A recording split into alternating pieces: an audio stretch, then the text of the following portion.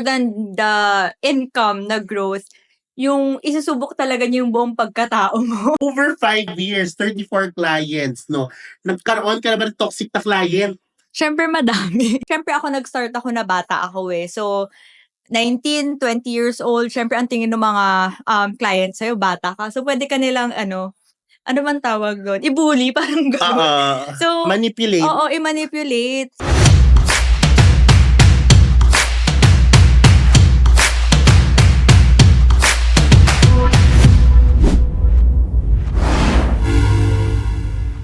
Hey guys, welcome back to Buhay Virtual Assistant Podcast Season 2. Yes, kung saan ipapakita ko sa inyo yung totoong buhay ng isang freelancer or virtual assistant. For today, meron tayong inimbitang freelancer na friend na talagang ipapamahagi niya sa inyo kung ano nga ba ang totoong buhay, mga ganap ng buhay niya as a freelancer. Wag na natin patagalin pa. Let's all welcome Krill. Hello, Krill! Hi, Jam! Hello. Maraming salamat. Pinaulakan mo naman ang aking invitasyon. Naman, ikaw naman. Siyempre, ano naman natin sa ating audience kung give a bit of a background about yourself.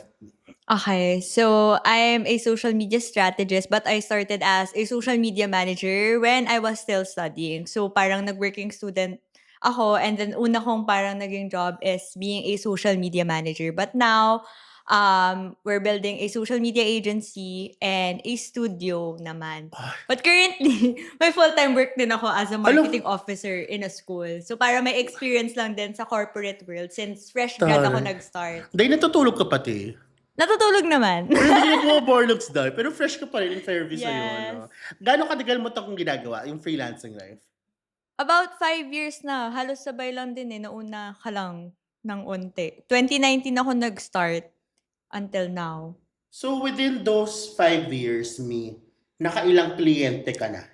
In number 34. Hala, dahil lang eh! 34. Pero yung current, dahil natuto na tayo, 5 lang yung client. So 5 from 34, na napakarami Yes. 5 na. So nung 34 na clients na yon, did you start with during the 34 years, yung 34 clients na yun in 5 years, isang klaseng service lang ang binigay mo? Oo, social media management talaga. Then this year, nag-start lang dahil may partner na studio with content creation na.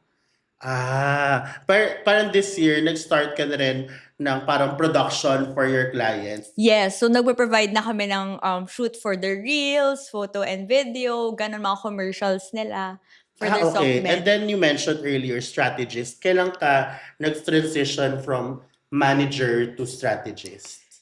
This year lang din, 2024. Kasi na-realize ko when I started working dun sa school, which is 1 year na din ako as a marketing officer, kaya ko palang more than the management, kaya ko mag-strategize for lead generation dun sa mga clients. So, nagawa ko siya sa school, tapos trinay kong i-apply sa mga current na clients dun sa SMM.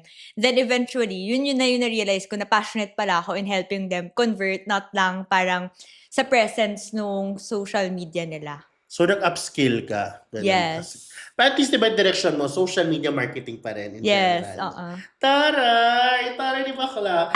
So, tawag dito, yung isang trabaho mo, so hindi ka lang digital, no? Hindi ka lang remote work. Nag-ano ka din, may mga face-to-face clients ka din, di ba? Kasi you have a business, right? Yes, yes. Profile. Talk to us more about Profile Studios. Yung Profile, yun yung partner studio namin. So, that's sa boyfriend ko. And then, yung sa akin Sino kaya? talaga. Baka yung nagka-cameraman ngayon, te. Hala! Sabi ng low-key, pero namin. Pero yung sa akin, DC Creatives talaga. So, actually, nag-start siya with my personal brand, The Digital CEO. And then, eventually, yun nga, nung nag-manage na ako ng mga pages, naging DC Creatives siya. Tapos, plus Profile Studio. So, yun yung naging combination naming dalawa. Kaya, nagkaroon ng content creation part, yung SMM, kasi nagka-partner studio na. Nice. Perfect. Ang dami mo ginagawa, te. Hindi ko alam paano mo ginagawa yan. Parang, nakakapagod. Iisip ko pa lang, no? Yes. So you've been here for like 5 years, been with 30 plus clients, both remote work and both face-to-face. May full-time ka pa, may mga other businesses ka pa on the side. Ano yung tips mo sa mga aspiring freelancers or virtual assistants para tumagal sila sa mundong ito? Kasi mindset ng mga marami parang, gusto ko makaklose ng client, high-ticket client, big pay, ganon. Paano? Anong tip?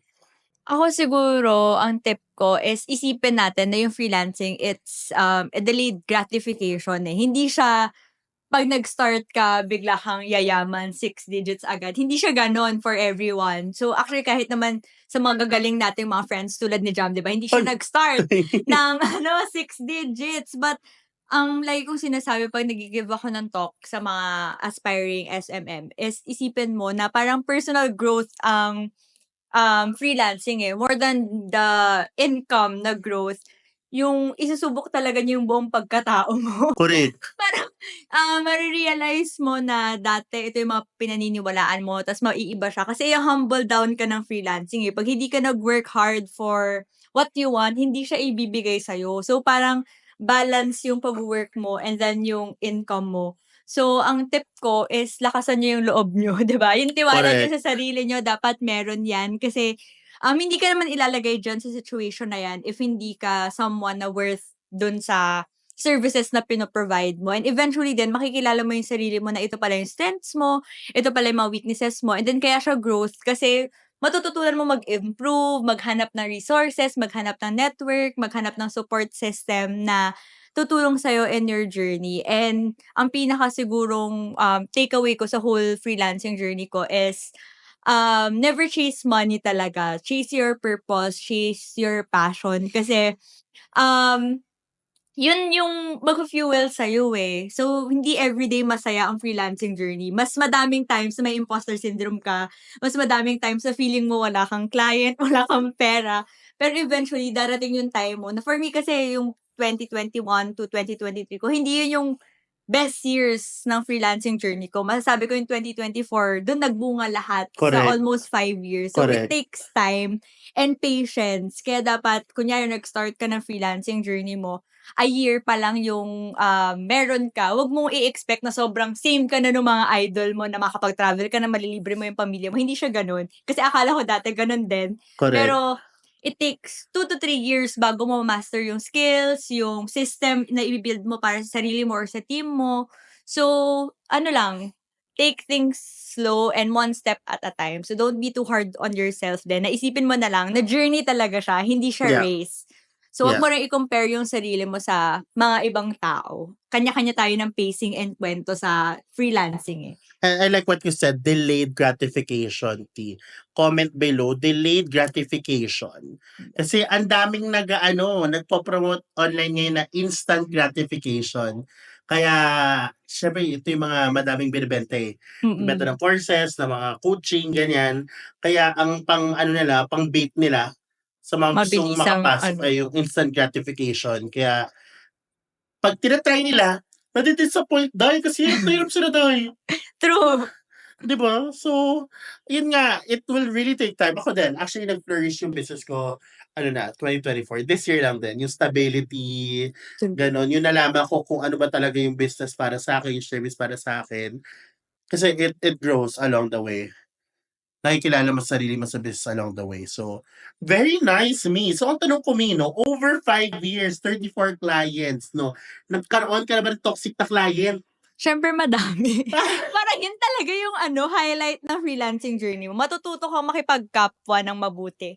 So, madaming toxic clients along the way. So, siyempre nag-start ako na bata ako, eh. So, 19, 20 years old, siyempre ang tingin ng mga, clients sa'yo bata ka. So, puwede ka nilang ano bang tawag dun, i-bully parang Oo, gano'n. So, manipulate. oo, i-manipulate. So, pero ako kasi naniniwala ako na hindi niyo kami kasi team na ako nag-start ako ng team na students din. So, ang paniniwala ko is hindi niyo naman kami i-ha-hire kung hindi namin alam yung ginagawa namin, and Yes. expertise namin 'to. So, important na pinagkakatiwalaan yun and nandun yung trust natin sa isa't isa dun sa project na wino-work on natin. So, yung mga toxic na clients, naka-experience ako na, gusto niya template lang sa Canva. Eh, siyempre madami ng katulad yun. So, ang pinaglalaban ko is dapat magkaroon tayo ng sariling style, visual identity, Correct, branding, correct. ganyan. si ate mo, ayaw niyang Makulit. magpatalo, makulit. Oo. So, gusto niya daw same nung sa Canva, same picture, same papalitan mo lang yung logo. So, hindi kami nag-workout. So, sabi ko, ibabalik ko na lang yung security deposit, ganyan, and then end contract na. Kasi ayoko mag-work with someone na nagmamarunong. Oo, lalo na kung alam mo in the future magkaka-conflict kayo. So, Oo. protect your brand. Yun din yung maganda sa freelancing na parang pwede kang mamili ng katrabaho mo sa client. So may choice ka if gusto mong ka-work to, align ba kayo ng values, same ba kayo ng drive, 'di ba? So yun yung Correct. maganda. And then yung mga toxic na clients, yung iba late magbayad, yung iba hindi nagbabayad. Nag-ghost ka na rin? Nag-ghost, oo. Na-scam, Hindi na-ghost? naman scam. Nag-ghost siguro na hindi na talaga nagbayad ever. How Kahit do you i-follow up handle? mo. How do you handle those people? Toxic, Um, ghost. Sa toxic clients, naman, parang nag-aral ako for conflict resolution, how to respond properly, na professional ka pa rin. And then, siguro, ang na-realize ko lang, important talaga na may contract kasi dun nagbe-base yung mga legal things. Yeah. And then, wala may mga clients talaga na hindi mo matatansya yung ugali. Oo, Parang te. hindi mo na siya control. So, hahayaan mo na lang din. And then, di ba, eventually, alam mo na, pag may nakita ka ng red flag dun sa mga upcoming na clients, i-filter out mo na sila na ayaw mo na silang ka-work or, di ba, titignan mo kung Ipi-pre-qualify mo siya ni, no? i-pre-qualify mo na siya. Oo. So, sa mga nag-ghost naman, ako kasi, nagpo-follow up naman ako sa mga clients, Viber, email. Tapos pag wala talaga, wala. Parang yun lang yung risk siguro dun sa freelance na parang pag hindi ka nabayaran, kaya kailangan nagpa-plan ahead ka rin. Ano yung next step mo? Kasi hindi ka naman pwede mag-stop kapag nag-ghost ka or nagka-problem sa mga ganyan. Kasi kunyari ako, nagbabayad ako ng pay dun sa mga team members na nagpa-part-time din sa akin. So, kailangan meron kang pang-abono. So, kailangan nagpa-plan ka rin talaga ahead or meron kang strategy on how you can fill yung mga ganong problems. Kasi hindi naman din siya impossible na mangyari. Pero ngayon kasi dahil may system ka nang na-build sa sarili mo and then may contracts na. Dati kasi wala pa akong contracts. Basta work lang. Tapos email lang, chat lang. Pero ngayon dahil yun nga, may system ka na, well-protected ka na. And then, eventually nagpa-plan din ako na mag-consult na sa corporate lawyer para at least okay na pareho. Lalo na pag Filipino local clients. Oo. Mas makukulit. Correct. Compared sa Correct. international. Correct. So, ano yung pinaka biggest horror story mo as a freelancer?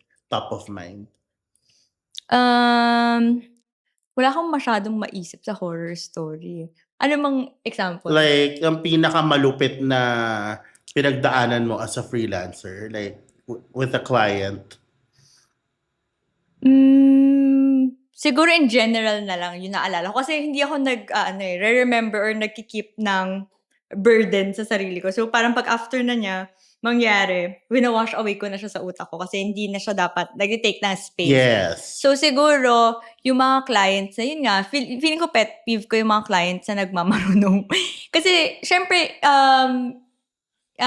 parang kinuha niyo yung services namin kasi na expert kami doon sa services na yon. So, hindi ko magets yung point na bigla kayong mag-i-intercede sa mga ganap namin or parang bigla kang magmamarunong. Sana nung time na kailangan yun, ikaw yung nag-lead doon sa team nyo, diba? So, mahirap kasi mag-work with clients na ayaw makinig or ayaw nilang para mag-work together, collaborate ba? Kasi yun nga, hindi namin mabigay yung best namin kasi we have our own ways we have our own systems and workflows, lalo na sa team na binibuild namin. Parang may kanya-kanya na kaming strategies on how we can accomplish yung content calendar, yung key visuals, yung mga copies. So, hindi nyo kami kailangan pagsabihan kasi we know na, kasi we've handled plenty clients na rin naman.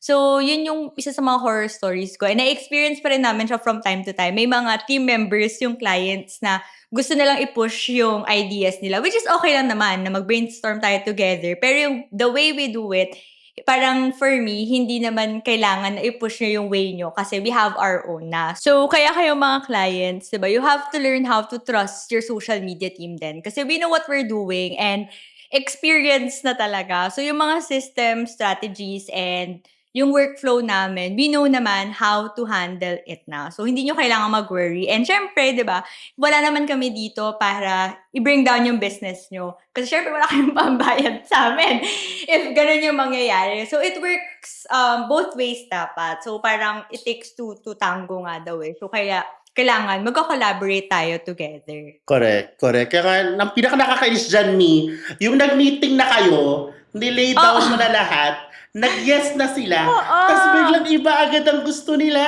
Oo, yun din pala, pet peeve ko rin yung client na ang bilis magbago ng isip. So, Kasi na-approve nakita na. niya sa ganito ginagawa. Ito yung plano. Hindi gigil ako sa'yo, T.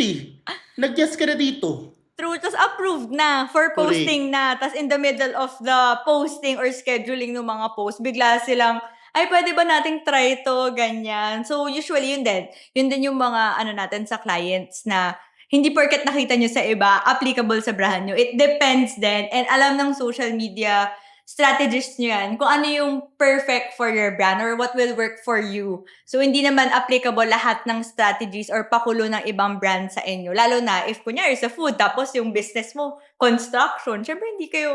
Hindi siya aligned.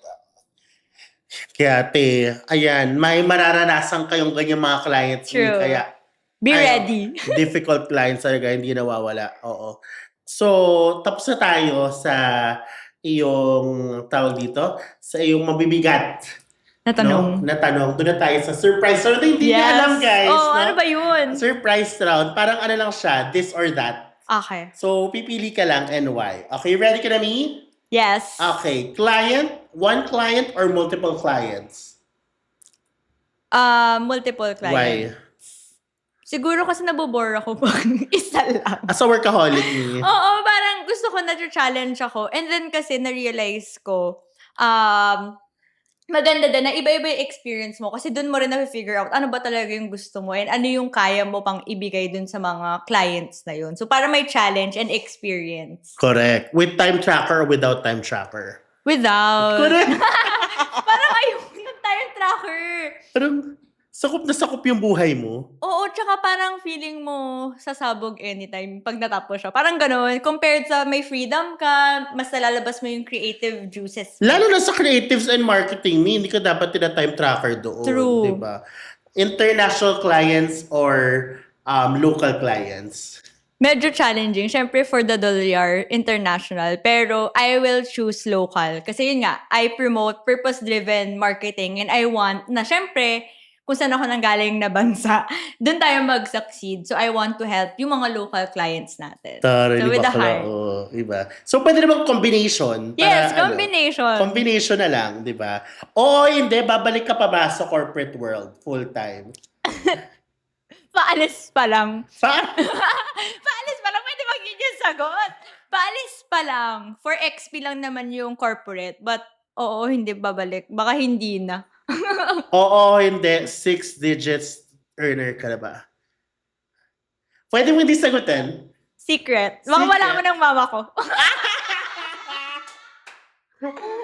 Tita, hindi pwedeng mamasko. Abot na lang. One biggest mistake na nagawa mo as a freelancer?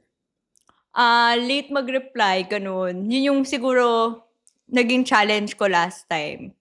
Kasi parang, alam mo yung may mga clients na nakaka-anxiety silang replyan. Nahirapan ako mag-grow sa part na yun. Parang kinailangan ko mag-therapy to feel na okay lang. So ngayon, parang ang strategy ko is walang feelings, walang emotions involved. Talagang transactional lang para at least hindi ka invested. Kasi syempre may mga clients na may feedback, ganun.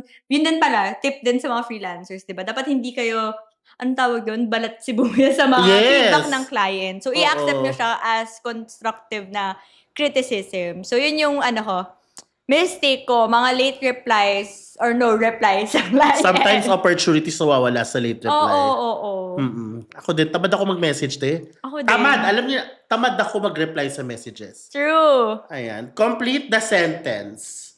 I'm Krill and the biggest regalo ko for myself ay blank. I'm Krill. The biggest regalo for myself is an all-expense paid travel for my parents this January. Freedom! Yes. Like, i-fight mo yun, guys. True. I believe ma-achieve niya ng partner mo. Sino Yes. kaya yun? Abangan ang next. Abangan sa susunod na kabanata. Thank you, Quill. At talagang Thank you, Jam. pinaulakan mo aking invitation. Sana nag-enjoy kami. Yes. Yes. Syempre sa surprise round. At sana nag-enjoy din sila, no? And comment below kung ano natutunan nyo. Lalo na sa mga difficult clients, ilagay nyo dyan. And maraming salamat, mga mi. May gusto ka ba i-plug? Wait lang. Pwede ipag-isipan ko muna yung vlog. Biglang Profile! Okay, for your shoe. Ay, hindi, si Luigi na yun. Siyempre, Sige, ikaw. i-promote ko yung sarili ko. Ano pwede i-promote? Totoo. Yung ano ko, binibil ko. Ayun. You can also join our community. So, ano ba yung, ano ko? Group? Bakla ka! Hindi ko pa kasi natatapos. Sige, ano na lang. You can follow me on my social media channels, Instagram, The Digital CEO, and Facebook, The Digital CEO. Yon. Join na kayo at may community siya coming soon. Yes. Me, no? Maraming salamat. Maraming Thank you, salamat sa inyo. Jal. And see you guys on the next episode. Bye!